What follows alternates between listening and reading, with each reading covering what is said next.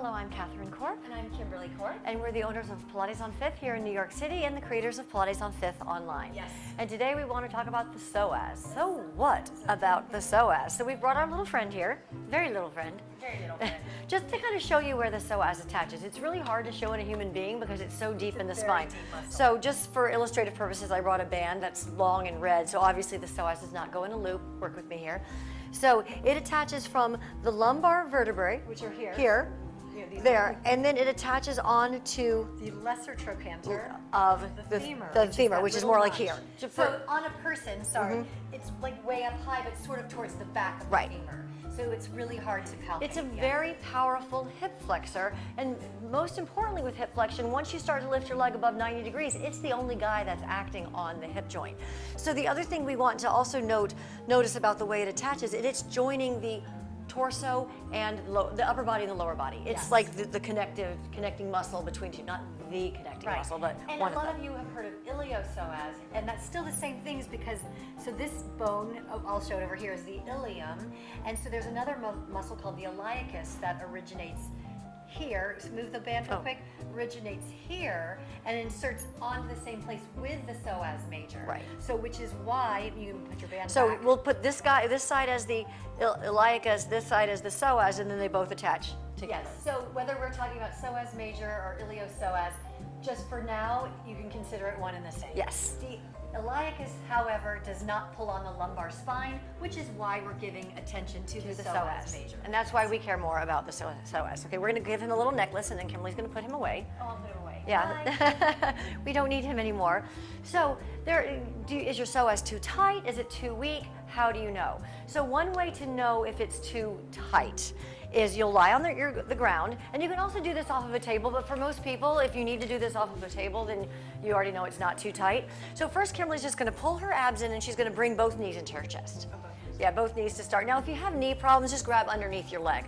You can grab like that. It's totally fine. So now just pick a leg and reach it out long. So I'm going to fake it. What do you want Kimberly's me to do? faking it now. Okay, good. So if you see this, so right now she's keeping her lumbar spine nice and stable. She's not letting it arch, and right now, And do you want it to deliberately, be pressed into the mat or neutral? as neutral as possible. Here's the thing. Okay, I No, was not neutral. you can either be neutral or pressed into the mat. For most people, you're going to want to be pressed into the mat because it's so go into an anterior tilt. Yeah, you don't want to be like, oh, I got my thigh on the mat because you arch the lumbar spine. So if you're not sure that you have the muscular awareness or your client has the muscular awareness to keep the spine in neutral, then your best bet is to go into a supported position. So go pick your poison. Okay. And which one did I'll you go pick? into supported. Okay, Kimberly's gonna go into supported. So now she's going to act as if her psoas is tight, and she's gonna straighten her legs. So notice how the femur, this bone here, is not touching the mat. That's our indication that the psoas is tight and could be lengthened. Also, if looking from this angle, we can see that. If you go from one end to the other and you see that the leg is abducting, so I'm gonna go ahead and stand up. So instead of it being straight down, it's way out to here. That could be that the IT band is tight as well. So you'll want to look out for that. But right now we're just talking about the psoas. What we would like to see is that the femur can be flat on the mat. I'm in neutral now. Right, and now she's in neutral and you want it to be nice and flat. It's really nice sometimes to do this off of a bed or something, as long as you make sure that your hips, the bed isn't so soft that your hips tip. So that's called, actually it's called the Thomas test. You can look it up online as well. Some people like it, some people hate it. Obviously if you're not keeping the lumbar spine stable, there are flaws with the test. So that's one thing that you really want to look out for. Okay, so that's our flexibility test. So now we're going to hop up for our strength test. So we're gonna hop up, and we're going to put Kimberly against a wall. So we're going to move this ball and put her against here. So the rule for this next test is, actually step over here so I can, is they tell you whoever they is, the people in this study, want your heels about 3 inches away from the wall, but your head pressing in. If you try to make yourself totally flat, you're not really given room for any bit of a derriere. So she's going to, poor thing, she has to keep moving her mic. So heels are about 3 inches away from the wall, so you can, yeah, good. And then the head's pressing into the wall, so she's gonna lift one leg up with a bent knee, and you wanna get it higher than 90 degrees. Now, the test, and you're gonna hold it there, sorry. Oh, sorry. Yes, lift it up there and hold it there, and you wanna see that you can hold it for more than 30 seconds. If you cannot hold it for more than 30 seconds. Right, it is not a balance test. You can definitely hold on to something. If you can't hold it for more than 30 seconds, then your psoas might be weak. Then you just might have a weak psoas. Yes, exactly. So we have a couple of exercises that you can do that are actually quite, oh yes, you can definitely do the neck. Yeah, so wait, do one more so while I grab a chair. So One other thing to see if your psoas is misbehaving, and we'll have Kimberly sit from the, well, actually we'll have her sit from a diagonal. So go ahead and have a seat.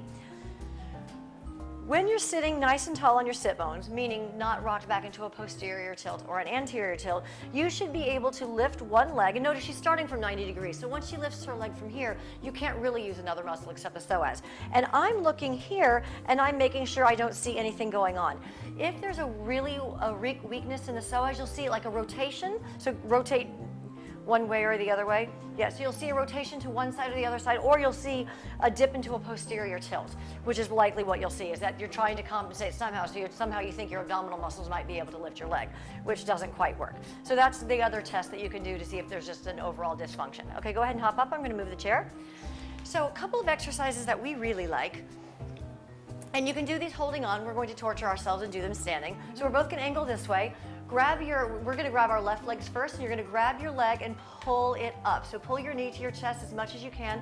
Now, don't do this. See how I'm bending my knee? Kimberly's in proper position right now, and I'm in an incorrect position. You want to straighten up, so this standing leg, the hip flexor's nice and long. Now let go of your leg and hold, and then you'll gradually lower the leg, and then you'll turn around and you'll do the same thing to the other side, because you're gonna find a very big difference from one side to the other. So you're nice and stable, pulling the knee up nice and tall, and then let it go, and hold, and then let it drop.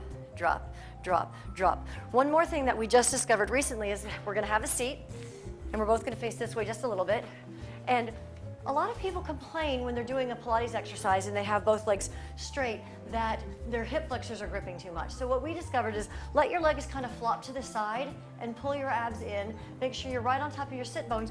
Feel these muscles on the outside, like your big ones, like your TFL and stuff. You want to feel those kind of like, not jelly, but you don't want to feel that like gripping. you're a Raggedy Ann doll where you have a seam instead of an actual joint. You just have that seam and you fold. Right, and you want to feel that your abs and your deeper stabilizers, your psoas and your iliacus, are holding up here, and you're not using your hip flexors to hold up the fort, so to speak. And so sometimes, as you know, most of the time in exercising, we always have our legs energized, which of course we're saying is a great thing. But as a test for now, let it go and see if with the strength of your abs alone, you can hold yourself vertical. Right. And then one final thing, when you're sitting on the sofa or you're sitting at your desk, if you're sitting at your desk, and I'm just gonna go ahead and bend my knees to I'm not gonna get the chair out, but if you're rolling back like this, then your psoas is always slightly in a lengthened position. And if you're sitting like this, it's always in a shortened position. So you also want to be aware of how you sit and how that chronically affects the length of the psoas. Yeah, so we have some great workouts coming up on the site. You know, we were both Radio City Rockettes, so we have a great cardio kickline workout coming up, which is why we'll be focusing a lot on the psoas, and we have a conditioning for the cardio kickline workout that is great for teaching you how to use the right muscles when you hoist your leg up. Yes. And finally, you can start researching about the psoas online, and you will see so much information. It's a little bit overwhelming, so we tried just to break it down into the bare bones. So if you need to start somewhere, here's a good place to start.